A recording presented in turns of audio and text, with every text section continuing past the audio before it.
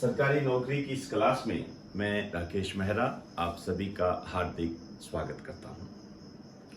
आज इस क्लास में हम करंट जीके के एक महत्वपूर्ण टॉपिक पर बात करने जा रहे हैं।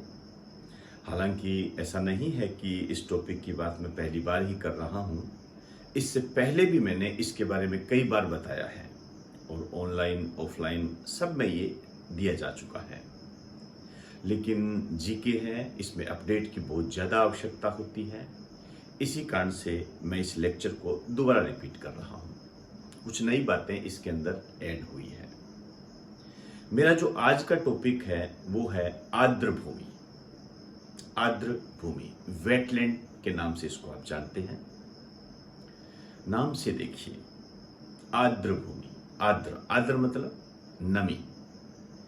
जहां नमी शब्द आ जाता है तो हमारे सामने एक ऐसी स्थिति आती है कि पानी और भूमि के बीच का रूप। पानी और भूमि ना तो पानी जैसा है और ना ही भूमि जैसा है, आप कह सकते हो नमी वाली भूमि। बात करते हैं इसका संरक्षण क्यों आवश्यक है, कैसे किया जाता है, कौन करता है। आइए, आर्द्र भूमि की बात कर रहा हूं मैं। इसको वेटलैंड के नाम से जानते हैं। वेटलैंड क्या कह रहा है? ऐसी भूमि जिसमें आर्द्रता और नमी बनी रहती है। नाम से ही पता लग रहा है। अभी मैंने आपको एक बात कही थी, उसको मैं ऐसे भी कह सकता हूं, जल व स्थल के मध्य का संक्रमण क्षेत्र।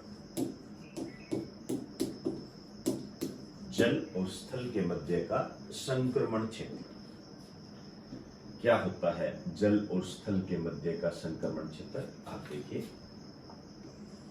जैसे मानिए ये जल है, ठीक, और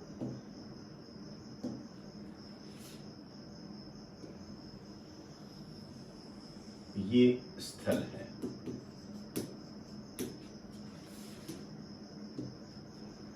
तो इसके जो ये बीच का जो क्षेत्र बन गया ना, ये वाला, इसको आप कह सकते हो वेटलैंड।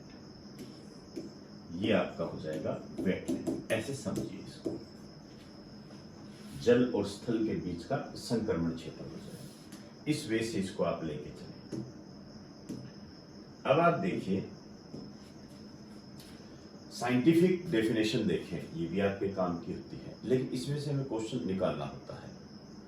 समुद्र के वे स्थान जहां निम्न ज्वार, निम्न ज्वार मतलब लो टाइड, ज्वार भाटा हम करते हैं ना, उस टाइप का सिस्टम है। निम्न ज्वार के समय पानी की गहराई 6 मीटर से अधिक नहीं होती है। ध्यान रखना, अंडरलाइन करें। आपसे यहां पर क्वेश्चन इस तरीके से पूछा जाएगा, आपसे ये कहा जाएगा कि आर्द्र भूमि के संबंध में जो मेजरमेंट होता है उसमें गहराई का मानक क्या है, मतलब गहराई किस स्तर पर मानी गई है, एक स्टैंडर्ड जो माना जाता है वो क्या है।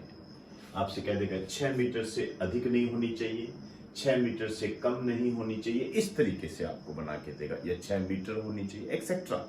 जिस तरीके से भी आप जानते हो कि एग्जामिनर किस तरीके से ऑप्शन लेकर आता है। मेरे कहने का मतलब है कि इस बात पर आपको ध्यान में रखना है। इस आधार पर यदि हम कहें तो ये जो आर्द्र भूमि है इसके 2 वर्ग होते हैं। 2 वर्ग होते हैं। एक तो सागर तटीय आर्द्र भूमि, आप कोस्टल वेटलैंड भी कह सकते हो। कोस्टल वेटलैंड,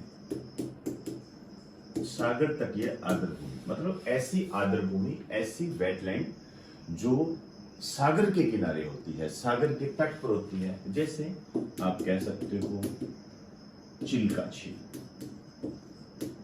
ओडिशा में पड़ती है ना, ये सागर के किनारे है। ये लेगून झील है, हम कई बार पढ़ते हैं। अब बाद में बात करेंगे लेगून क्या होता है, आपको बताया हुआ कई बार। एक होती है अंतःस्थलीय आर्द्र भूमि।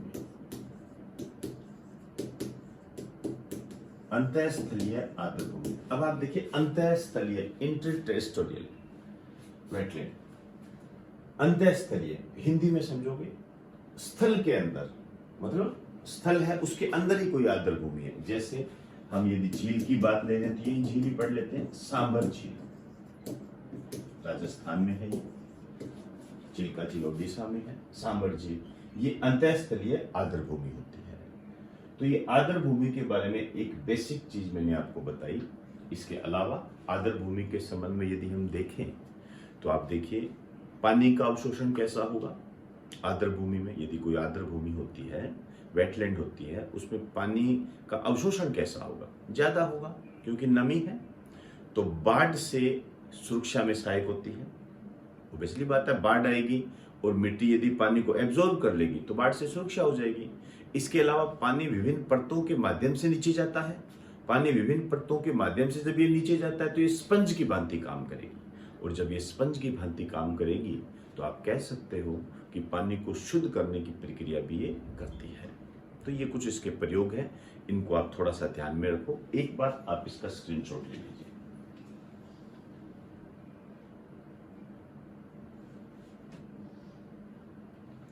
अब मैं बात करूंगा कि वेटलैंड पर हम और क्या ऐसी चीजें पढ़ें, ऐसा कंटेंट पढ़ें जो हमारे एग्जाम में आए, तो वो संरक्षण से संबंधित होगा। संरक्षण से संबंधित सम्मेलन, कैसे संरक्षण करें। रामसर सम्मेलन, एक सम्मेलन हुआ था, जैसे हम कई बार पढ़ते हैं ना कि ओजोन परत के संरक्षण के लिए पहला सम्मेलन मॉन्ट्रियल प्रोटोकॉल, कई बार आता है एग्जाम में, कनाडा में हुआ था ये ओजोन परत के संरक्षण के लिए 16 सितंबर को लागू हुआ था। इसी कारण से 16 सितंबर को विश्व ओजोन परत संरक्षण दिवस मनाया जाता है। ठीक वैसे ही ये सम्मेलन है। आपसे पूछा जा सकता है कि रामसर सम्मेलन का संबंध किससे है। ऑप्शन में दे देगा, आर्द्रभूमि के संरक्षण से, ग्लोबल वार्मिंग से निपटने के लिए, ओजोन परत के संरक्षण के लिए, अम्लीय वर्षा के संरक्षण के लिए, ऐसे। तो रामसर सम्मेलन की बात करूंगा मैं। ये जो रामसर सम्मेलन है, एक तो इसका जो आयोजन हुआ ये हुआ 2 फरवरी 1971 को। इसी कारण से ये जो 2 फरवरी है इसको मनाया जाता है वर्ल्ड वेटलैंड डे, विश्व आर्द्रभूमि दिवस मनाया जाता है। और कहां पर हुआ ये, रामसर। रामसर ईरान का एक स्थान है, वहां पर ये हुआ था। और किसने किया, ये हुआ था वेटलैंड इंटरनेशनल के द्वारा, एक संस्था है ये, उसके द्वारा। तो वेटलैंड इंटरनेशनल के द्वारा इसका आयोजन किया गया था। हल्की सी जानकारी आपको इसके बारे में होनी चाहिए कि ये वेटलैंड इंटरनेशनल क्या होता है। ऑब्वियसली बात है, आर्द्रभूमि के संरक्षण से संबंधित एक संस्था है ये। आप कह सकते हो, चाहो तो लिख भी सकते हो कि आर्द्रभूमि के संरक्षण से संबंधित एक संस्था है, लिख लेना चाहिए। लेकिन मेरा जो मेन पॉइंट है वो ये है, ये किस देश की संस्था है, इसका हेड ऑफिस कहाँ है, ये काम की बात है। इसका जो हेड ऑफिस है, ध्यान रखना, ये है नीदरलैंड। नीदरलैंड ये इसका हेड ऑफिस है, ध्यान रखें, ये काम की बात है। तो इसका आयोजन हुआ। अब इसमें क्या विशेष क्या बात हुई, विशेष क्या हुआ इसमें, आप कह सकते हो इसके तहत विश्व में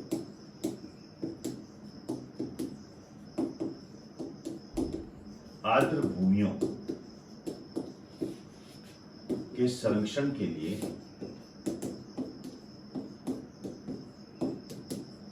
सूची जारी की गई।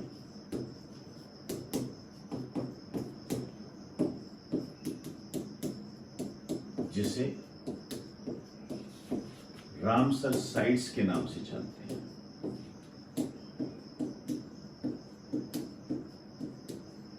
रामसर साइट्स के नाम से जानते हैं। क्लियर? रामसर साइट्स के नाम से इसको जाना जाता है। हाँ, एक बात और बता दूं, कई जगह ये जो रामसर सम्मेलन है इसको रामसर कन्वेंशन भी बोल देते हैं। एक ही बात होती है, ये एक ही बात है। तो रामसर साइट्स के नाम से जानते हैं। सूची जारी की जाती है विश्व में आर्द्र भूमियों के संरक्षण के लिए। तो ये है रामसर सम्मेलन। महत्वपूर्ण बात है, 2 फरवरी का विशेष रूप से ध्यान रखें यहाँ पर। और जैसे मैंने आपको क्वेश्चन बताया था कि रामसर सम्मेलन का संबंध किससे है, इस टाइप के क्वेश्चन एग्जामिनर की नजर में ज्यादा होते हैं। तो एक बार नोट कर लें।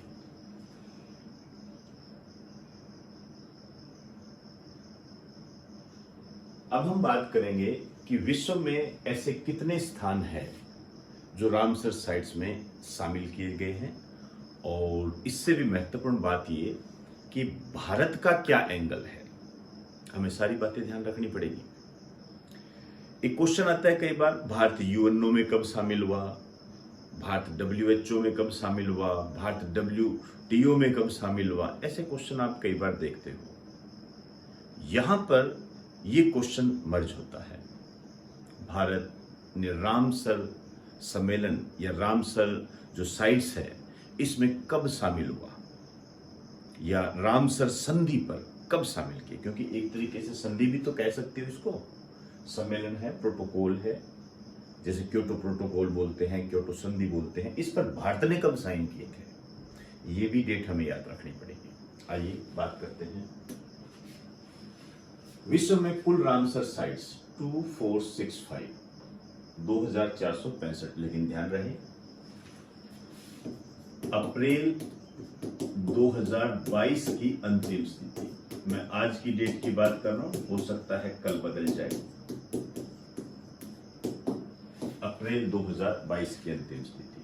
तो इसके बाद में यदि कोई बात होती है, कोई नया स्थल शामिल होता है तो आगे ऐड होता जाएगा। ये अपडेट का ध्यान रखना है। इस चैनल पर आपको ये करवा भी दिया जाएगा। विश्व में जो पहला रामसर साइट्स है वो है कोबोर्न प्रायद्वीप, ऑस्ट्रेलिया का है। ध्यान रखना, कोबोर्न प्रायद्वीप है। कौन सा है कोबोर्न प्रायद्वीप, कैसा दिखता है, अभी मैं बात करूंगा। एक बार आप इसे राइट डाउन कर लीजिए।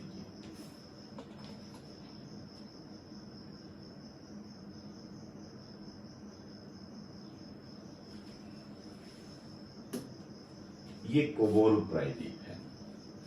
अराफुरा सागर है। हम कई बार आपको ऑनलाइन ऑफलाइन में कई बार मैं इनके बारे में बताता हूँ। आपको वर्ल्ड ज्योग्राफी में ये टॉपिक आता है तब भी मैं बताता हूँ, तो थोड़ा सा ध्यान रखें। ये है अराफुरा सागर के नीचे की तरफ जो ये है, ये कोबोर्न बन जाता है। क्लियर? आइए, भारत में कुल रामसर साइट्स 49। हाँ, यहां भी आपको विशेष रूप से यही बात ध्यान रखनी है।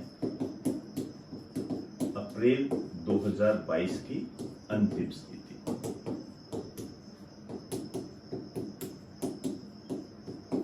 अप्रैल 2022 की अंतिम स्थिति। चिल्का झील है ये, ओडिशा में, भारत की सबसे बड़ी लेगून झील। खूब क्वेश्चन आता है।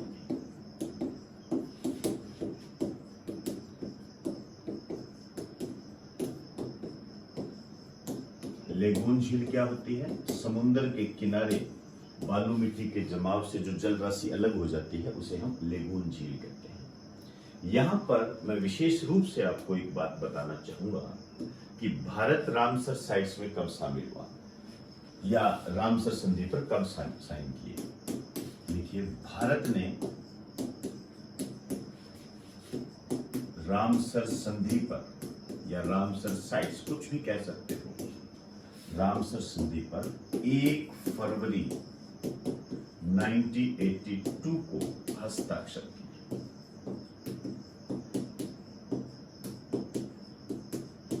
फरवरी 1982 को हस्ताक्षर किए। मेरी नजर में मोस्ट इंपोर्टेंट है ये, ध्यान रखें। मोस्ट इंपोर्टेंट लेके चलता हूं मैं इसको, ये ध्यान रखना है। हो सकता है आपको इस रूप में ये ना पूछे और आपसे इस तरीके से भी पूछ सकता है कि सबसे पहले रामसर साइट्स को, भारत की पहली रामसर साइट्स को सबसे पहले कब शामिल किया गया था? 82 में। इसको इस रूप में भी पूछा जा सकता है। एक बार स्क्रीनशॉट ले लीजिए।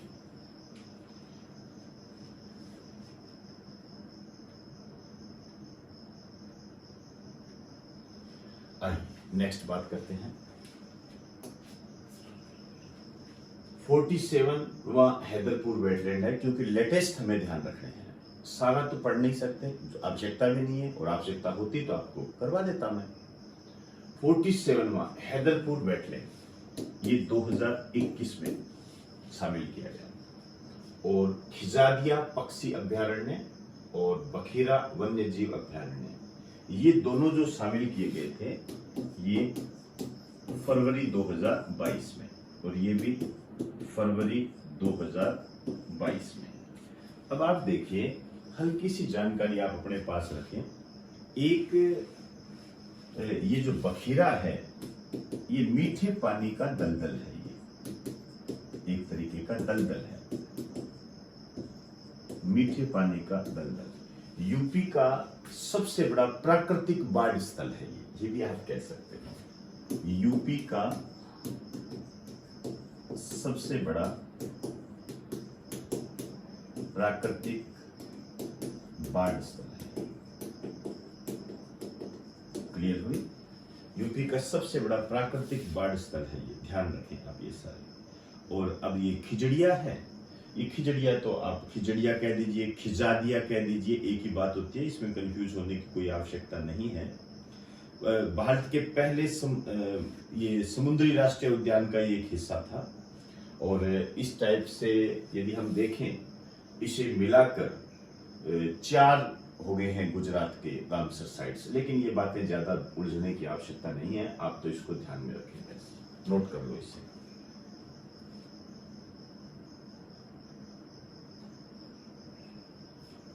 तो दोस्तों, सरकारी नौकरी की इस क्लास में आज मैंने आपको एग्जाम की दृष्टि से महत्वपूर्ण टॉपिक कराया है। इसको बिल्कुल भी नजरअंदाज ना करें और इसको इसी स्तर में पढ़ते जाएं।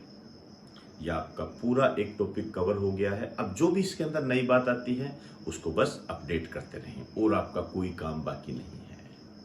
तो दोस्तों, इन्हीं शब्दों के साथ आपसे इजाजत चाहूंगा। आप सभी को मेरा नमस्कार।